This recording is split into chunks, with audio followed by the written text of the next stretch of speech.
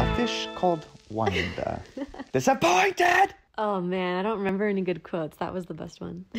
What? How about kiss me? Ah! Yeah.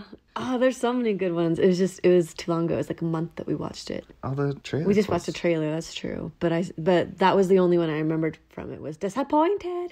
Well, speak French. Remember, he speaks French, and then she goes crazy. Oh, no, he speaks Italian. He speaks Italian, Russian, French. I think That's he speaks true. like a bunch of languages. Yeah. Oh, it's such a funny movie. Oh, my goodness. Yes. Ladies and gentlemen, I have today with me Tatiana. Mm-hmm. You want to say hello to everyone? Oh, hey. And I am Jordan. And in this episode, we're going to be discussing A Fish Called Wanda. This is a cult classic that I came across through Arrow Video, because they recommend cult classics. And it is in the right section, ladies and gentlemen, because this movie is so good. I have been begging Ty and Cameron to watch it, but I gave up on them, because every time I wanted to watch it with them, I was with them, and I'm like, let's do this movie. Oh, no, let's do The Hangover, which, don't get me wrong, Hangover's hilarious, so that was a good choice, because Cameron had never seen it. But still, and then I tried to get them to do it again, and then they'd rather do The Adam Project than this movie. Are you crazy? Oh my gosh, that it just hurts me to know that I'm working with such buffoons. But I love them to death, even though they are wrong. So now that I'm done venting about that, let's get right into this amazing movie. Mm-hmm. Everybody, if you have not seen this, I highly recommend it, except to Alex, because when I watched it with her, she pointed at the screen and screamed, "Get this out of my house!" Because there's one scene... Yeah, and yeah, he walks in on, oh my gosh, Jamie Lee Curtis, who is gorgeous in... It's his biggest celebrity crush. I mean, she is his biggest celebrity. She's kind of tied with the girl from Adventures of Babysitting and the boys. I forget her name. Elizabeth Shue. Oh my gosh. I don't know who that is. She's also in Back to the Future too? No? Still not ringing a bell? No. Well, it's okay. That's why you're on this pod, so I can educate you. Thank you. On movies. Thank you, sir.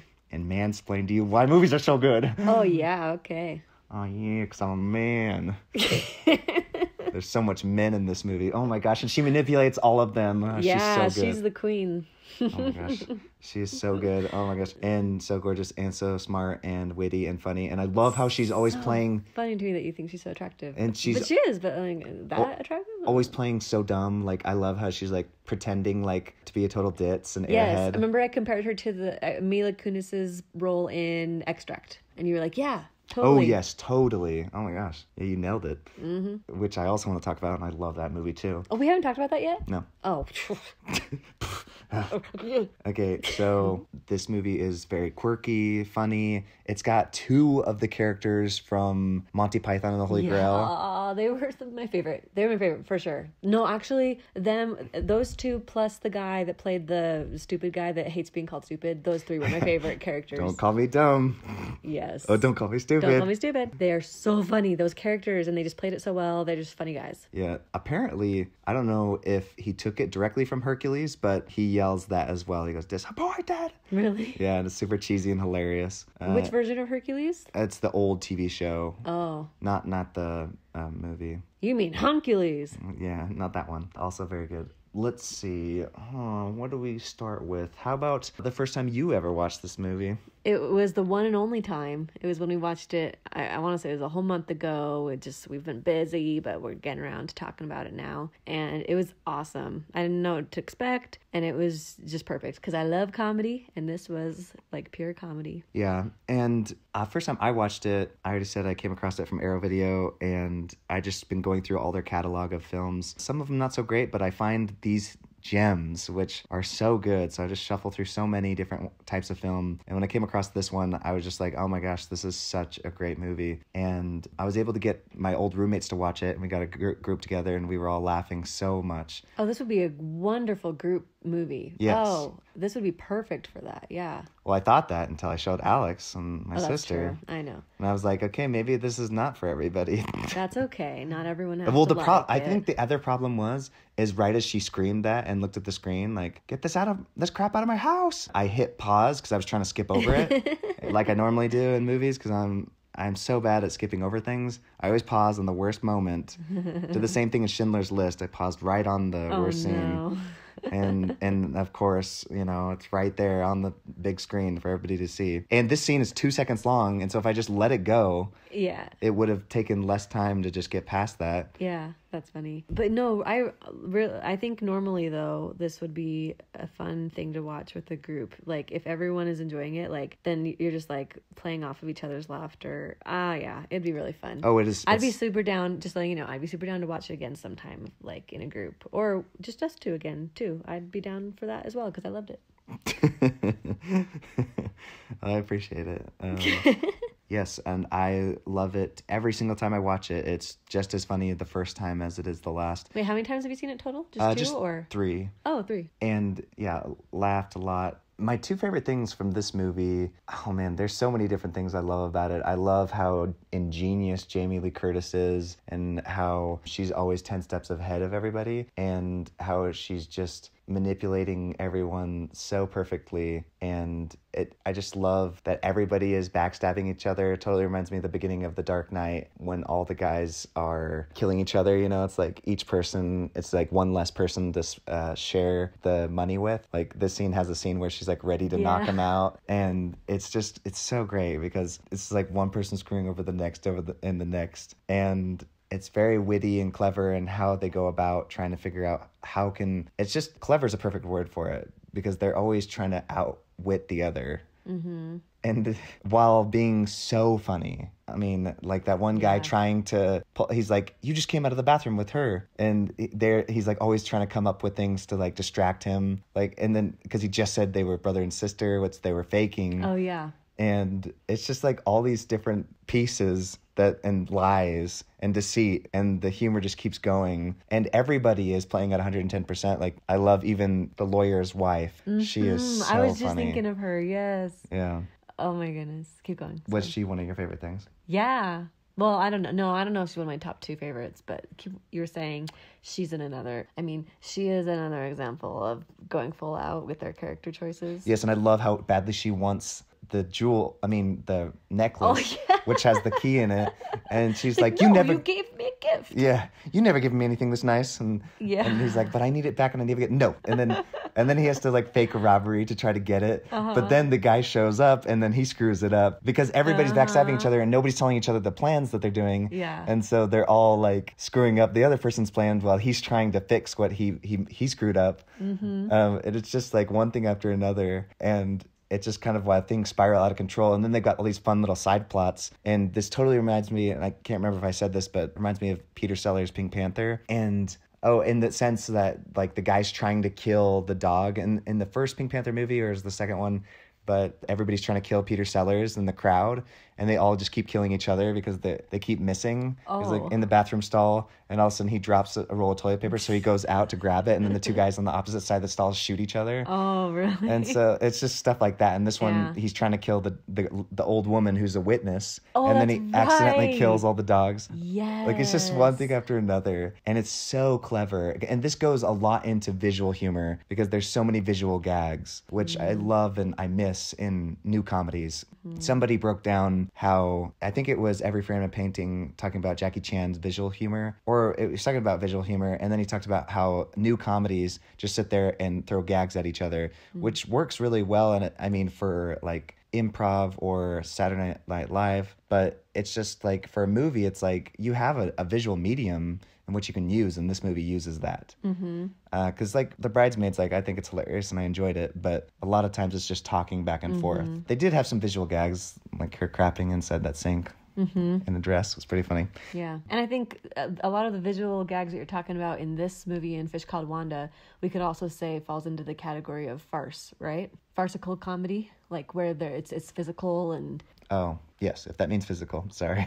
Well, now I don't have my phone on me. No, but now sorry. I want to look up the definition of farce because that might not be the complete definition. I'll just look it up really quick. Yeah, look it up. A comic, dramatic work using buffoonery and horseplay and typically include crude characterization and ludicrousy. Ludicrously improbable. Oh, yeah, the improbable part is important. Situations. Oh, yeah. Yeah, I just don't see anything about visual, but it is all those things that you just said. Well, yeah, I mean, like, what you're saying is that, well, yeah, farce can include visual. That's what it's not the same thing as visual, but it's when characters are acting with buffoonery and horseplay and ludicrously improbable situations. Like, I guess to me, when I think of like Charlie Chaplin like falling on banana peels, like that's when I think of farce. But maybe I don't really. Maybe that's not. The best way to That's describe buffoonery. Farce. Yeah. And that can go along the lines of imagery. But I just but they don't always cross. They don't cross over 100%. Yeah, it's not always. Yes. Because you can still we're buffoons. I mean, I am at least. Certainly, in trying to have this conversation about comedic styles of film, yes, we are. Yes. Not you, me. No, you're. I mean, I'm standing next to a professional here who does improv classes. So. Yeah, but you're. So I should know the different types of comedy a little better. No, that's not what I'm saying. I'm just saying you would know better than me. Maybe.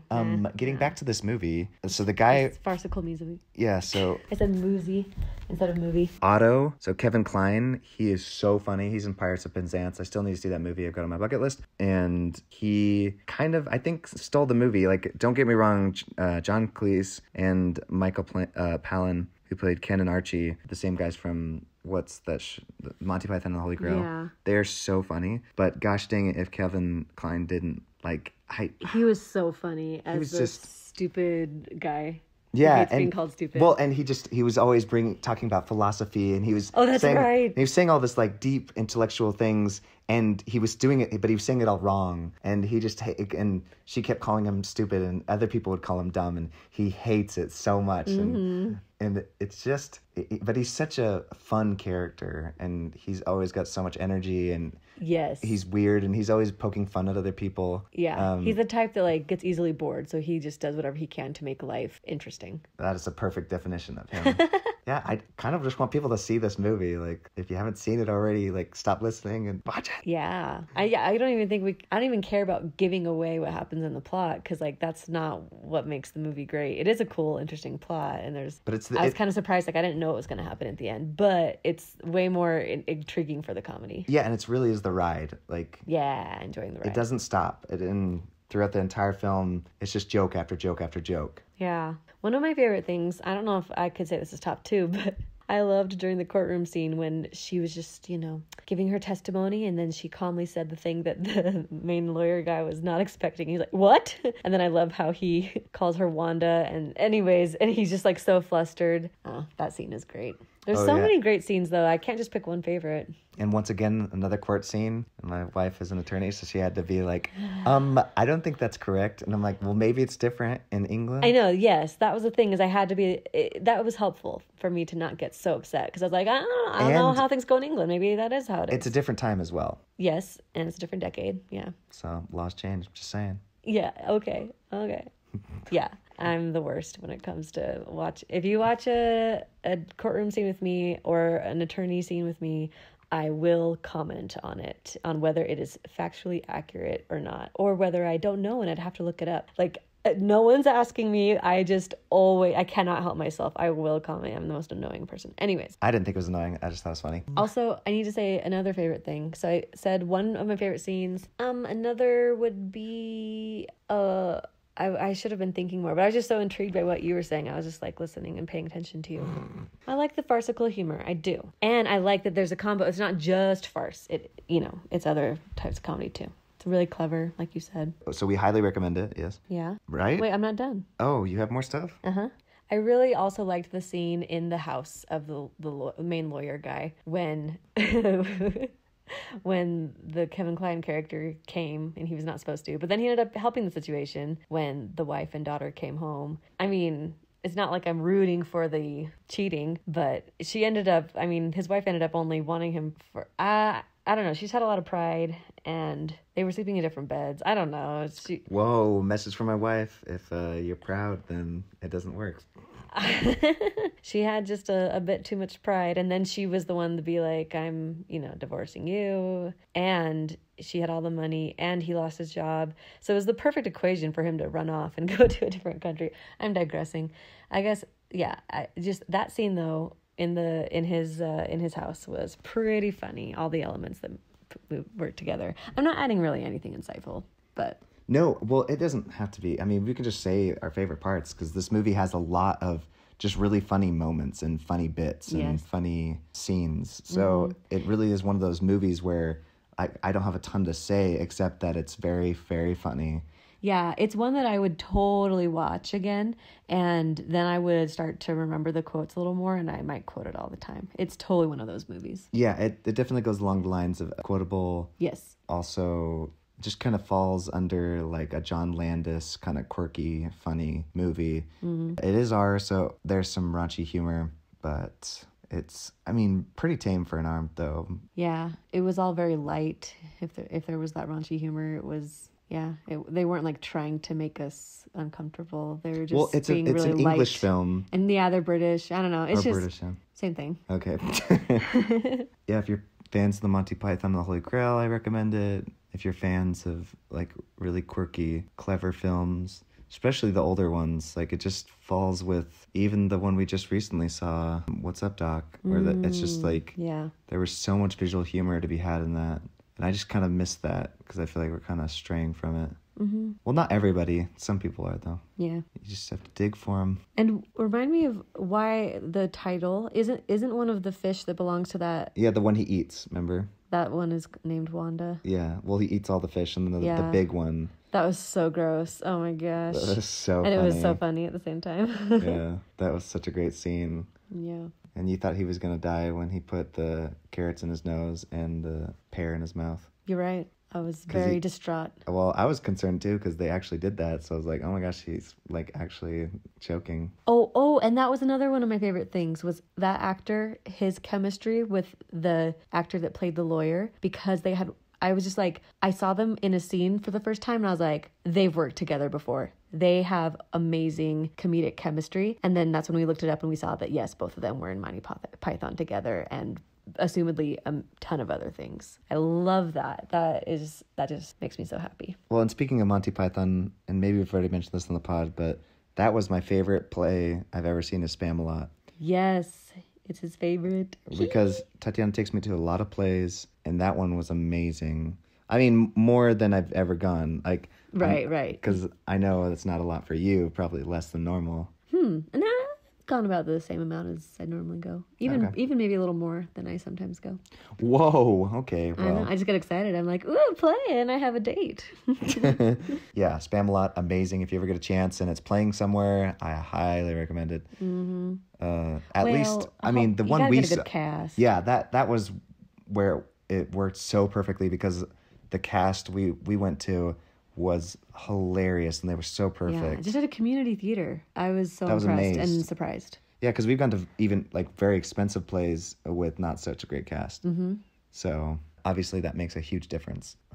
Anything else after any nitpicks or anything? About Fish Called Wanda? Nah. No? No, it's a great film. Recommend it. Mm-hmm. Even the trailer was so well made. They put together... It was so funny. You could tell a comedian edited that trailer. It was awesome. Or that the fact that the movie's just so good.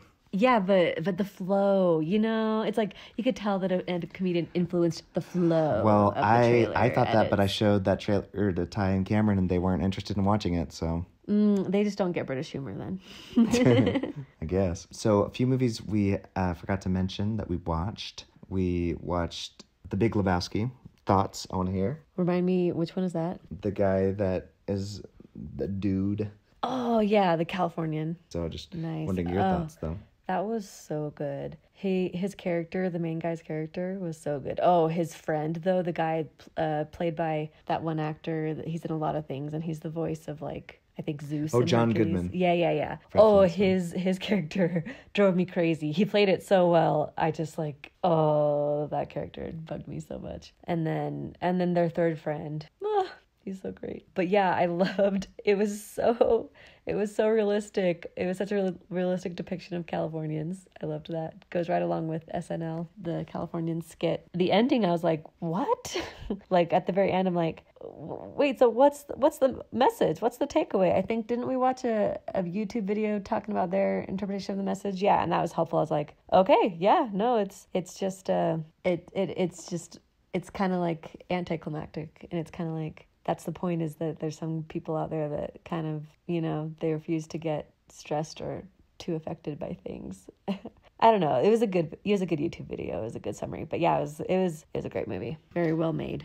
And we must be on like a Coen Brothers binge because right afterwards we watched... Are you talking about the one with the babies? Yeah, Erasing Arizona. Oh my goodness. That ending surprised me. Jordan can testify. It surprised me so much. I was like bawling at how nice and good and beautiful it was. I was not expecting that.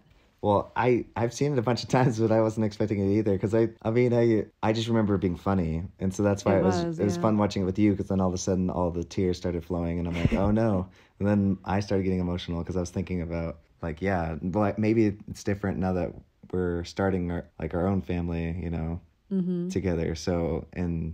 Yeah, it means more to you this time around watching it. Yeah, because it's like, oh, I'm so excited when I get to have kids, and then you know. And kind of that offspring, and yeah. So yeah, it got me, that ending.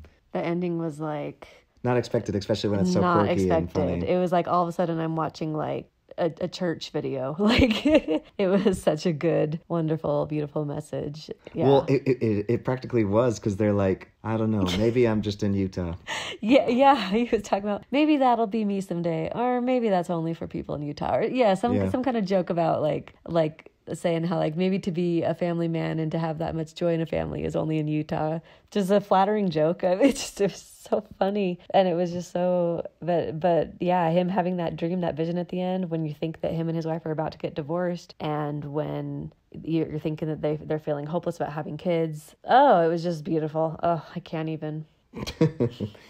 And then when we rewatched, Cameron and I rewatched it. I rewatched it with Cameron, and you were just kind of in and out and watched a few scenes from... Star Troopers. Oh, no.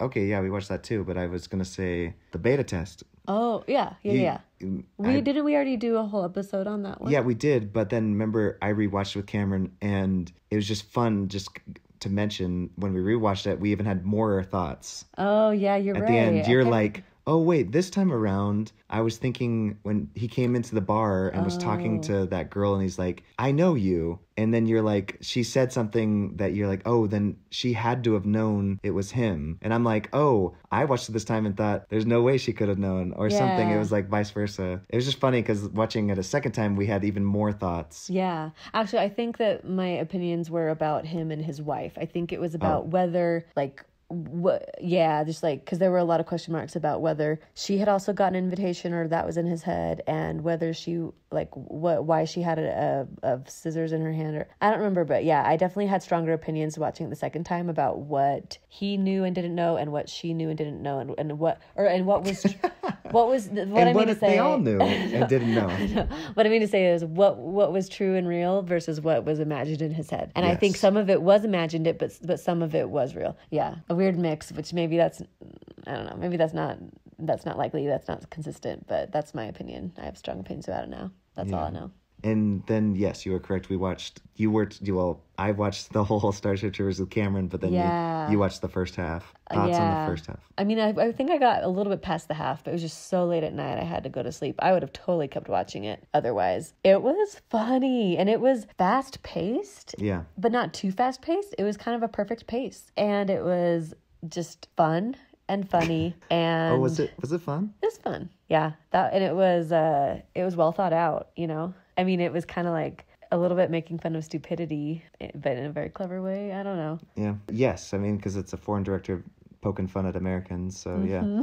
And just our mentality and how we run like our war, and I mean, not war, like our military, and how we handle war. Yeah. It was great that we were like, what? There's no way that the bugs can think. They're just bugs. And so when you know that that's the whole purpose of the film, you're like, oh, wow, yeah, we know that, you know, other countries are made up of humans, but how often do we have that mentality of they're just bugs? Like, yikes, you know? And I don't know all the history, but, you know. Well, and I even heard somebody say when they watch things like Star Wars, they picture America like the Empire. Oh, really? Isn't that funny?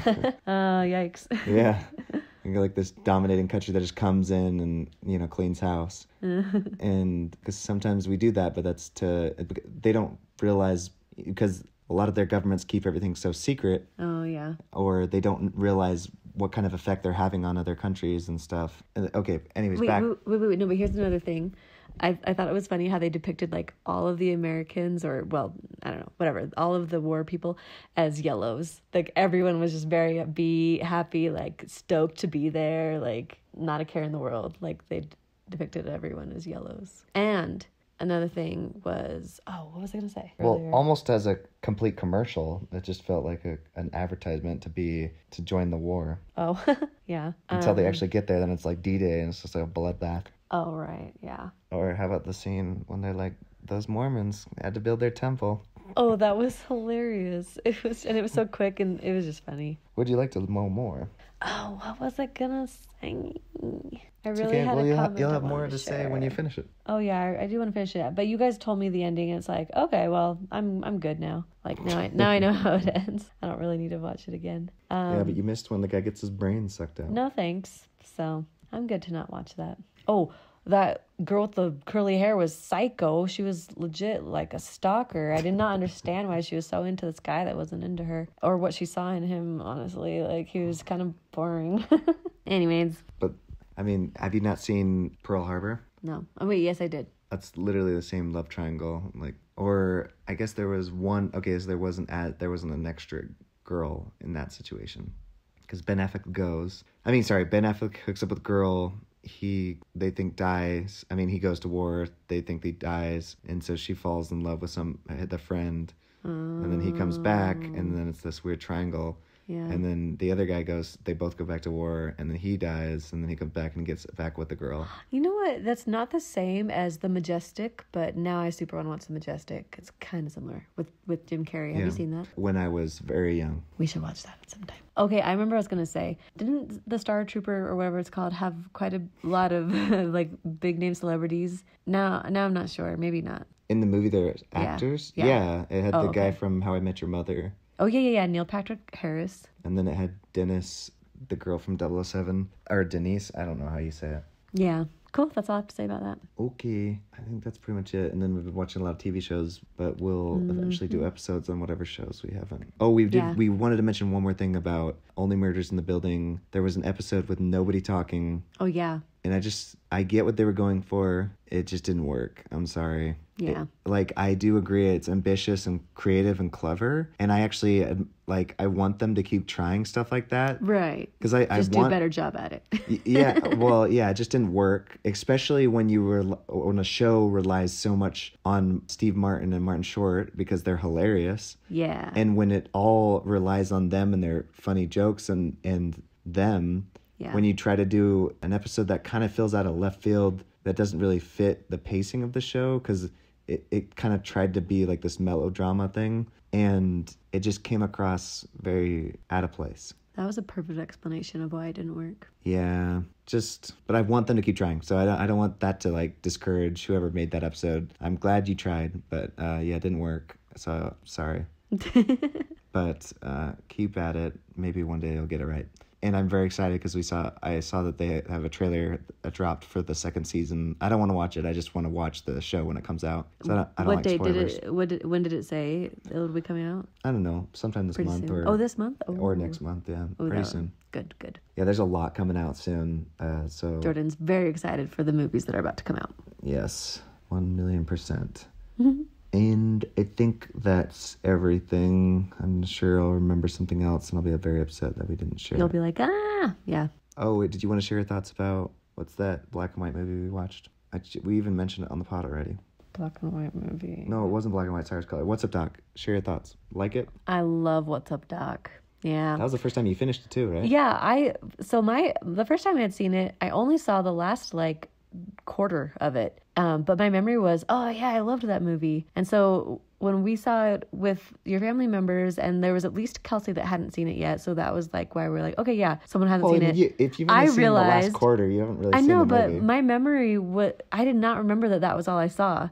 So then we started watching, and I was like, oh, I guess I didn't see this part. I guess I didn't see the beginning. And then we were halfway through. I'm like, I still haven't seen any of this. 3/4 way through, I still haven't seen any of this. And then finally it was like, okay, this is where I left off. And it was almost done. But that's just a good credit to the show of how good it is. I mean, the fact that it left such an impression made you think you saw it because it had such a good ending. Yeah. Like, that's to testify what kind of amazing movie it is. Yep. Gosh dang, if you like this movie that we just reviewed, that one, put it on your bucket list. The character that Barbara Streisand plays is so unique. She's such a great character. And she's so, everything she does is unexpected, and it's so clever. I don't even know. I don't have anything more eloquent to say about it, but it deserves a lot more eloquence than that. It was very, very clever. And then I watched 3 movies with Cameron in the same day. It was amazing. And we were up so incredibly late, like after, because my wife went to bed at halfway through Starship Troopers. And then when we finished it, Cameron looked at me and he's like, hey, no, well, I'm like, oh, we were just talking a little bit because we like to talk after movies. And then I'm like, oh, you haven't seen Scary Movie? It's really funny. And he's like, oh, yeah. Do you want to watch it? And I'm like, well, do you want to watch it? And then he just like said yes. I'm like, oh, okay. So we stayed up all night. Not all night. I mean, almost all night. Yeah. You crazies thinking you're 12 years old. Yeah. No, I mean like 17 years old. 12-year-olds definitely need to sleep. Well, 17-year-olds definitely need. Every age needs to sleep. But luckily it was general conference, so we got to sleep in. Yeah, till 9:30 or so. Yeah, which that was great. And that's all, folks. That's it. Bye-bye.